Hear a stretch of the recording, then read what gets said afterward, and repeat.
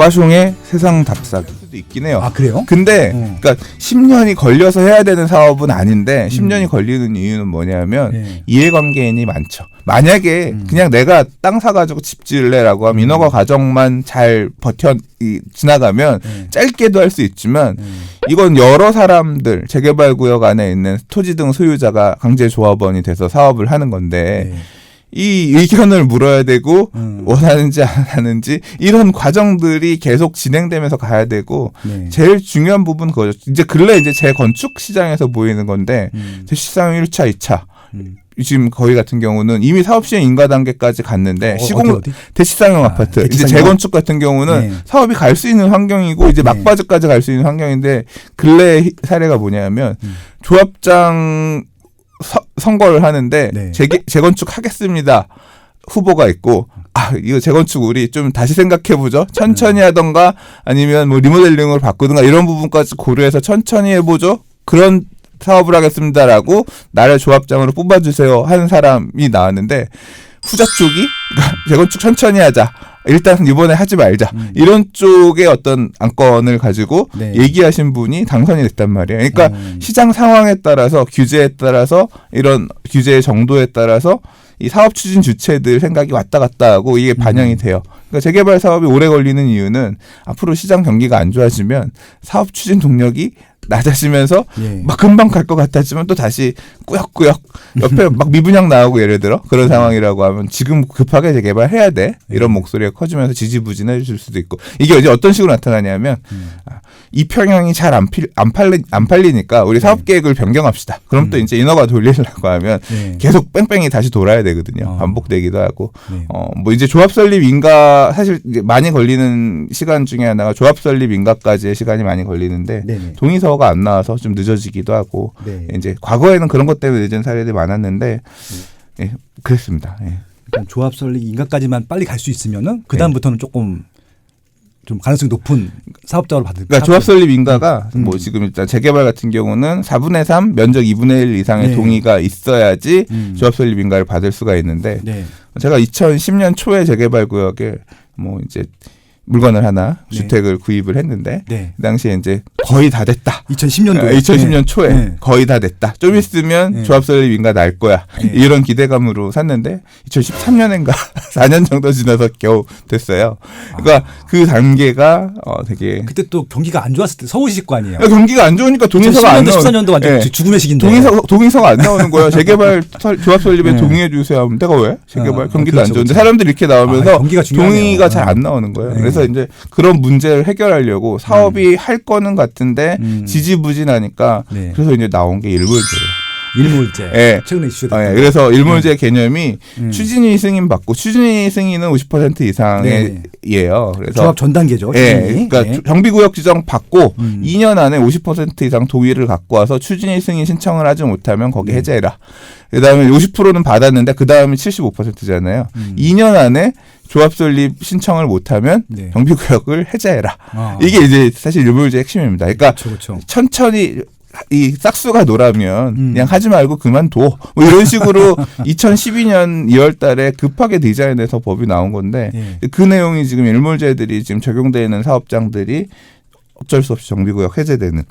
이게 언제부터 적용되는 거예요? 이게 2012년 2월 1일 법이 바뀌었어요. 그래서 그 이후에 정비계획을 수립하는 재개발 구역부터 사실은 적용이 됐기 때문에 거의 영향력이 없어요. 대부분의 재개발 구역들은 2012년 2월 1일 이전에 타운들은 다 그 정도잖아. 다 이전했기 때문에 사실 별로 해당 사항이 없습니다. 추후에 이제 된 데들만 적용이 되는데 근데 문제가 된 이유는 뭐냐면 그러니까 실효성이 없잖아요. 그래서 2015년에 법을 바꿔가지고 2016년 3월 2일부터 4년이 되는 시점까지를 일몰기한으로 본다라는 내용을 경과 규정에 넣었어요. 그래서 기존에 그러니까 2012년 2월 1일 전이죠. 1월 30일 이전에 정비계획이 수립되었던 재개발 구역들도 이 일몰제 적용이 되는 건데 그래서 이게 그 시점이 언제냐면 2020년 3월 2일인 거예요. 4년 뒤면 3월 1일이죠. 그래서 그거에 해당되는 재개발 구역들, 재건축 단지들이 지금 일몰 걸려서 내년에 그때까지 조합 설립을 위한 동의서 못 채우면 해제될 수 있어요. 그게 되게 많아요. 소급 적용하는 거네. 예, 소급이 되게끔. 그러니까 애초에 법 취지가 안 갈 것들은 해제시키겠다였기 때문에 그런 식으로 강제하는 거고 이 문제가 지금 서울의 주요 재개발 구역에 굉장히 이슈가 되는 곳들이 여러 곳 있습니다. 그러면 뉴타운 내에 있는 구역들도 마찬가지인 건가요? 뉴타운도 재개발 그러니까, 방식은 똑같이 적용되는 거죠. 재건축도 걸려요. 재건축 그래서 압구정 3구역 이런 데가 되게 말도 안 되는 소리 하고 있네 지금 말 나오는 게 2년도 안 됐어요. 거기는 작년 8월에 추진이 승인받았는데 그렇죠. 1973년인가 70년대 수립된 그 아파트 지구 개발 계획이 정비 계획으로 본다라는 도시정비법사의 문구 때문에 걔는 2년도 안 됐는데 내년 3월이면 정비구역 해제 그럼 정비구역 지정을 하기 위해서는 이제 압구정 같은 경우는 지구 단위 계획 먼저 나와야 되거든요. 네. 지구 단위 계획 나오고 그다음에 정비 계획 수립하고 그다음 추진 승인 그다음 이제 조합 설립인데 여기는 그것도 없는 상태에서 뭘 해제하겠다는 건지 그렇지만 해제하겠다 서울시는 뭐 그런 입장이고 되게 난감한 상황입니다. 야, 이거 뒤죽박죽이에요 뒤죽박죽. 점점 더 어려워진 거. 어려워요. 그러니까 재개발 재건축은 아까 말씀하신 대로 그냥 아파트만 사면 끝나는데 그럼 뭐 총회하라면 총회하면 되고 투표하면 투표하면 되는데 재개발은 이게 좀 진짜 어렵네요. 이렇게 따져야 할 것도 많고 이해관계도 훨씬 더 많을 것 같고 동일한 사람들이 아니잖아요. 상가도 있고 세입자도 또 훨씬 더 많고 집주인들도 있고 집주인인데 한 번도 알아보신 분들도 많고 막 그럴 테니까 이게 장단점이 좀 명확하겠네요. 예, 제일 깔끔한 건 택지 개발하는 거 분양받는 게 제일 이게 아무래도 그렇죠. 근데 아파트 분양이 제일 속 편하고 이제 좋긴 하죠. 뭐 예를 들어 이번에 지금 3기 신도시 발표했었지만 이게 1기 신도시보다 먼 데가 2기. 근데 3기는 1기보다 가까운 데잖아요. 그래서 1기 신도시, 3기 신도시의 위치들은 이제 서울 인근에 있는 그린벨트 풀어서 하는 거니까 받을 수 있으면 저도 좋겠어요. 뭐 예전에 보금자리 주택 그런 거. 보금자리 제일 그냥 서울이잖아요. 솔직히 말씀드리면 그냥 바로 붙어 있어서. 그렇죠. 참 좋긴 하겠다는 생각이 드는데 그것 때문에 이제 1기나 2기가 이제 조금 이제 수요층을 뺏길 테니까. 그렇죠. 그게 조금 문제인 것 같긴 합니다. 뉴타운 얘기를 조금 더 해보면 좋을 것 같은데요. 아까 말씀하신 대로 이제 1기, 2기, 1차, 2차, 3차. 그러니까 1차 같은 경우는 시범이었을 거고 2차, 3차부터 했을 텐데 1, 2, 3차 다 통틀어서 가장 빨리 추진된 게 뭐예요? 그러니까 좀 기간이 제일 짧게 걸린 게. 이제 뉴타운 전체 완성으로 따지면 왕십리 뉴타운은 끝났어요. 그러니까 3개밖에 안 되니까. 구역이 3개였고 규모도 상대적으로 다른 뉴타운들 같은 경우는 기본적으로 해도 한 10,000세대 이상은 보통 되는데 왕십리 뉴타운은 한 5, 6천 세대 규모였거든요. 그래서 3개 구역이기도 했고 그리고 2002년부터 추진했으니까 시범 뉴타운이라서 빨리 시작할 수 있었고요. 그렇죠. 여기는 마지막 센트라스가 입주를 하면서 마무리가 된 사업장입니다. 제일 빨리 끝난 데는. 그리고 시범 뉴타운이었던 기름 뉴타운 같은 경우도 기름 뉴타운 원래 지정했던 데는 벌써 끝났고요. 그렇죠. 기름 뉴타운이 확장을 했습니다. 그래서 확장구역 1구역, 2구역 있는데 이 구역은 작년에 올해 입주하네요. 그래서 이제 센터피스 입주했고 그리고 이제 올해 요번에 지금 분양하는 롯데캐슬 롯데캐슬 클래시아 거기가 이제 확장 1구역. 그거까지 하면 거기도 마무리되는 거라서 기름도 이제 다 막 빠지고 결국은 이 시범은 다 끝난 거네요, 거의. 끝났다고 보고. 시범은 다 끝났죠. 기름 하나가 나머지 하나가 은평 뉴타운인데 은평 뉴타운 그러니까 처음에 뉴타운 사업을 진행할 때는 사업 방식을 어떻게 할 거냐에 대한 고민이 있었던 거예요. 그래서 왕십리 뉴타운은 도시명 뉴타운으로서 계획을 한 거예요. 그래서 실제로 왕십리 뉴타운 센트라스 가보면 빌딩들, 오피스텔 건물도 있고 그렇거든요. 존치 않은 데도 있고. 그러니까 그런 형태의 모델을 하나 본 거고 주거용 뉴타운의 모델을 기름 뉴타운으로 본 거고 그다음 하나가 이제 아예 도시개발 사업처럼 완전히 수용해가지고 공공이 주체가 돼서 사업하는 방식의 뉴타운의 가능성을 본 게 이제 은평 뉴타운인데 그런 방식으로는 추후에 안 했고 그냥 재개발 재건축 쪽으로만 대부분 다 했고요. 1차는 그렇게 지금 마무리 지금 된 상황인 거죠. 기름 뉴타운이 제일 무난하게 끝난 거죠, 결국은. 큰 문제 없이. 기름은 원래 재개발 구역이 많았던 지역이에요. 그래서 그 많았던 지역들을 묶어가지고 뉴타운을 한 거기 때문에 그러니까 이미 과거의 도시 재개발법 시절부터 막 갔던 데들이 많이 있었기 때문에 상대적으로 빨리 끝날 수 있었던 거죠. 그러니까 왕십리도 지금 끝났으니까 막 이제 중간에 굉장히 우여곡절이 많았던 거 취소당하기도 뭐 소송당하기도 그랬잖아요. 그렇죠. 왕십리는 또 참 굴곡이 많았죠. 그러니까 왕십리가 제일 힘들었던 건 뭐냐면 1차, 2차가 이제 텐지일인데 그렇죠. 다 미분양 문제가 심각했어요. 그러니까 시장이 안 좋은 시절에 분양을 해야 되는데 결국 이 재개발 사업이라고 하는 거는 토지 등 소유자, 그러니까 조합원들, 토지 등 소유자가 이 집 짓는 비용을 일반의 팔아서 일부 좀 분담을 해서 우리의 짓는 비용을 좀 줄이자 이런 개념인 건데 그게 안 팔리니까 돈을 자기가 직접 내야 되는 거예요. 그러니까 실제로는 그때 낼 돈이 없으니까 계속 빚만 늘어나는 거죠. 그렇죠. 예, 이제 그런 문제 때문에 조합원들이 부담해야 되는 어떤 추가적으로 발생할 수 있는 부담금에 대한 문제들. 이 뭐 당 왕십리뉴탄만 그런 게 아니라 그 당시에 분양했던 데들은 대부분 다 이제 뭐 지금 마포레미안 푸르주오라고 불리는 아현 3구역 같은 경우도 거의 입주하기 전까지 모델하우스가 있었어요. 미분양 때문에 미분양을 팔기 제가 위해서. 그 수조사를 한 3번 했는데 막판에 미분양 대책 조사도 했었어요. 그건 제가 잘 알죠. 네, 그거 미분양 주수신 분들이 아주 대박이죠. 네, 저는 그걸 조사하면서도 분양을 안 받았다는. 그러니까 45평이 할인해가지고 7억 8천 이렇게 팔았어요. 근데 지금 얼마야? 20평대 가격도 안 되는 지금 한 거로. 17억 18억은 할걸요. 네. 그렇죠. 그래서 1기는 이제 거의 마무리됐고 이제 2차, 3차, 3차 눈타운인데 지금 완성된 건 없단 말이죠. 있어요, 사실은. 네, 어디나요? 그러니까 거의 끝인데 아현 뉴타운이 거의 아현 끝났습니다. 뉴타운. 네. 아현이 2구역 하면서. 아현 2 재건축만 분양하면 이제 마무리고 재개발 구역 중에서는 작년에 마포 프레스티지 마프자까지 하면서 해제가 2개 됐거든요. 염리상 염리요. 그거 빼고 그렇죠. 나머지들은 이제 다 했기 때문에 아현 뉴타운도 거의 막바지. 다 끝났다고 보면 됩니다. 알겠습니다. 아현 뉴타운. 그러니까 이게 완성이 되면은 시너지가 나는 거죠. 완성이 되면 시너지가 나서 가격이 더 올라갈 수 있는 여지가 생기는 거죠. 가보면 좋죠. 일단 다 아파트 단지로 지금 바뀌어 있기 때문에 아현 뉴타운 가보면 그러니까 옛날 생각할 수 없게끔 그렇죠. 옛날에 진짜 심란했던 그런 모습하고는 전혀 달라진 아파트 단지로 다 그러니까 잘 갖춰져 있는 공원이라든가 학교라든가 잘 닦여져 있는 길이라든가 또는 지형도 되게 극복할 수 있는 옛날에는 올라가려면 힘들었는데 요새는 아파트 단지 내 엘리베이터 뭐 에스컬레이터 이런 거 통해서 단지별로 이동하기도 되게 좋고 만들어지잖아요. 네. 그럼 일단 그 시범 뉴타운은 일단 논외로 하고 왜냐면 조금 특별한 거였으니까 2차, 3차 뉴타운 중에서 진짜 이제 어떻게 보면은 산전벽해? 어떻게 보면 그거는 시세로 얘기하는 게 제일 좋을 것 같아요. 가격이 가장 많이 오른 뉴타운이 어디예요? 경희궁자이로 대표되는 도니문 뉴타운이 일단은 서울 아파트 강북 아파트 10억 클럽 10억 시대를 연 건 30평대 10억 시대를 연 거는 사실 경희궁자이죠. 경희궁자이가 재작년에 이제 입주하면서 아마 시장을 이끌어갔는데 도니문 뉴타운이 사실 2차 뉴타운 중에서는 굉장히 대표급. 그리고 지금 말씀드렸던 아현 뉴타운, 마포레미안 푸르지오 아현 3구역인데 대표되는 이제 거기.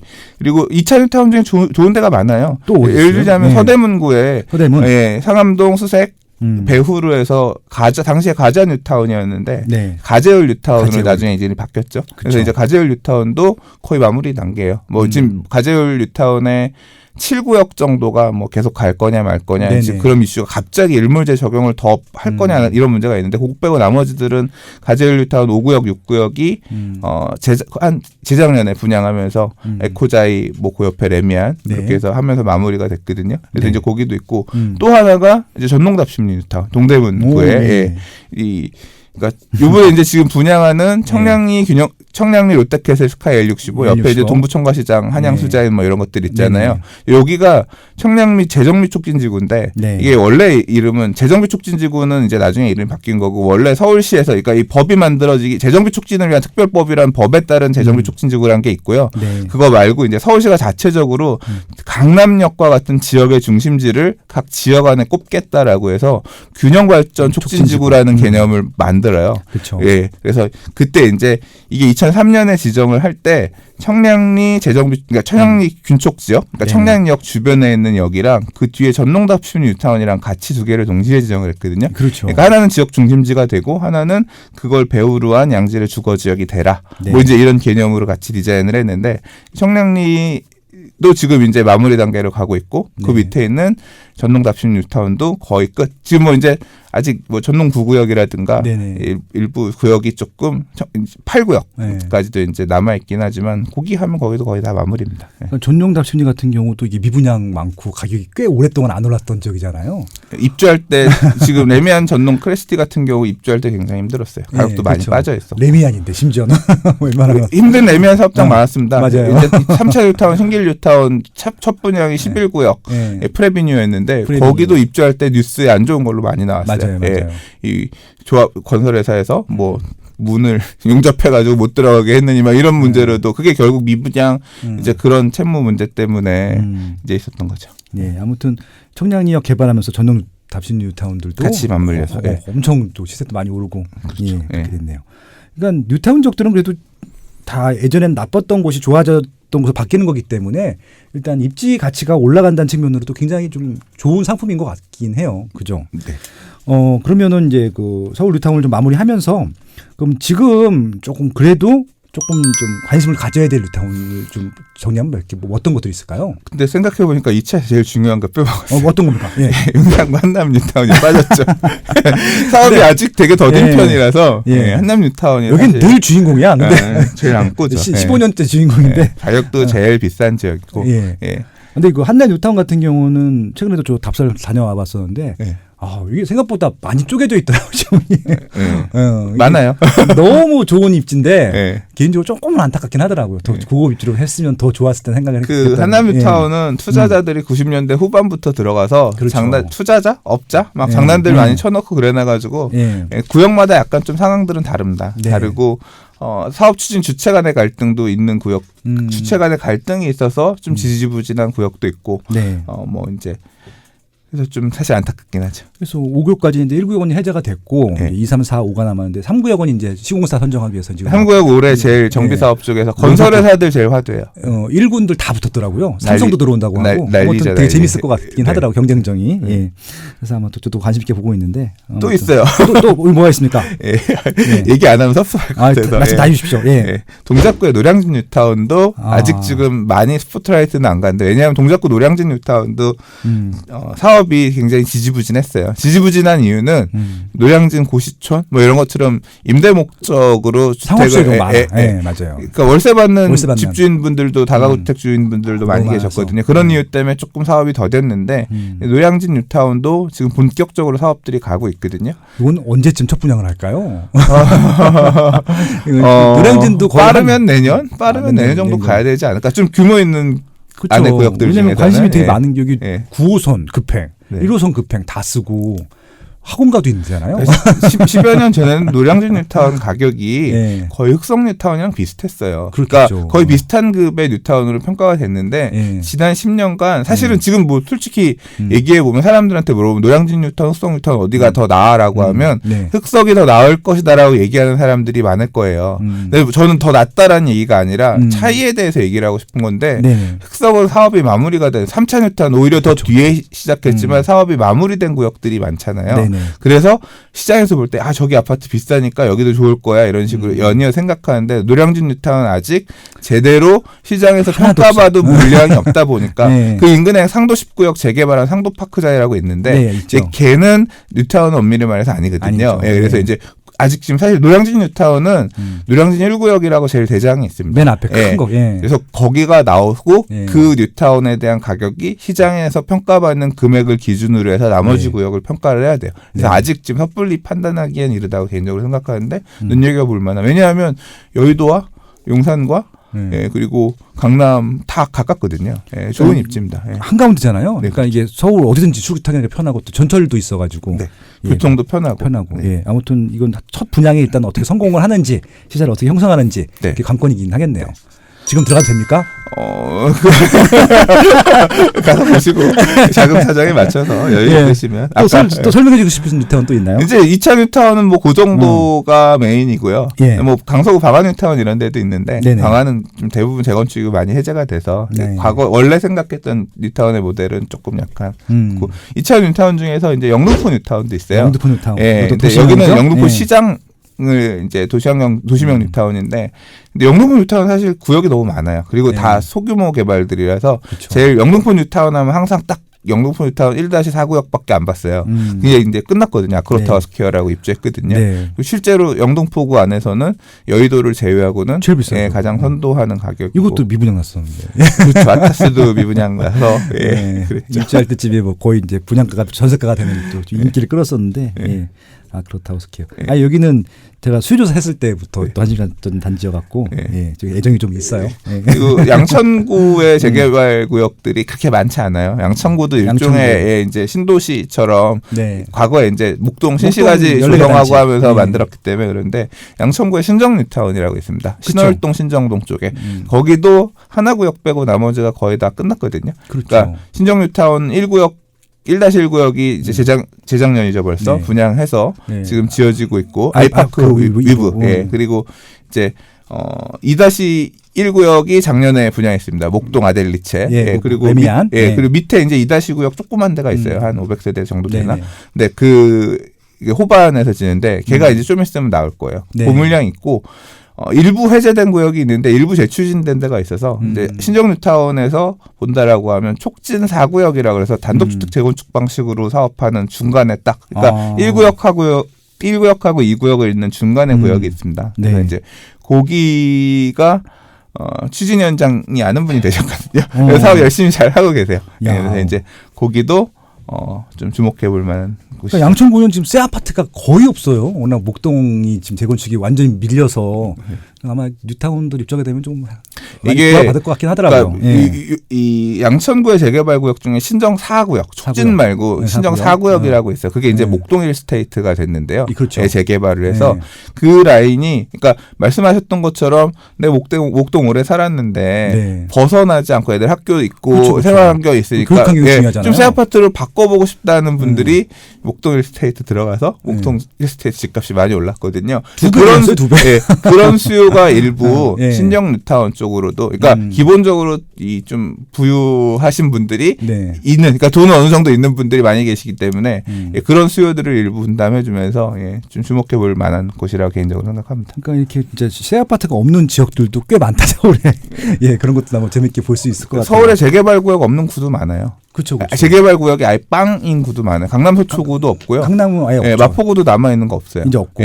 강서구도 없어요. 거의 없던가 없어요. 단독주택 재건축만 약간 있고. 그렇죠. 도봉구도 하나밖에 없어요. 그러니까 재개발 구역 없는 구가 되게 많아요. 사람들이 재개발 많이 할 거라고 생각하는데 추진 안 된 곳들이 되게 많습니다. 그러네요. 금천구도 아마 없을 거예요. 금천구도 없죠. 없어요. 거기도 무슨 이제 군부대 이전하고 그런 거 개발 사업이 그러니까 그런 빈땅 그런 개발 사업만 있었지 재개발 사업은 없습니다. 재밌네요. 일단 1부는 이만큼만 하고요. 좀 오분 쉬었다가 2부 이어서 하도록 하겠습니다. 일단은 재개발에 대한 전반전 정의 너무 좋았었고요. 그다음에 서울에 있는 주요 뉴타운들 쫙 정리해 주시니까 일단 서울시 재개발을 접근하는 데 있어서 큰 도움이 되셨을 거라고 생각이 됩니다. 잠깐 쉬었다가 2부 시작해서 하겠습니다. 고맙습니다. 대한민국 대표 팟캐스트 플랫폼 팟빵에서 가장 자신있게 추천하는 특강 대한민국 부동산 투자의 정석을 소개합니다. 대한민국 최고의 부동산 전문가 파숑 김학렬 소장의 명품 강의입니다. 누가 대한민국 부동산 투자의 정석을 들어야 할까요?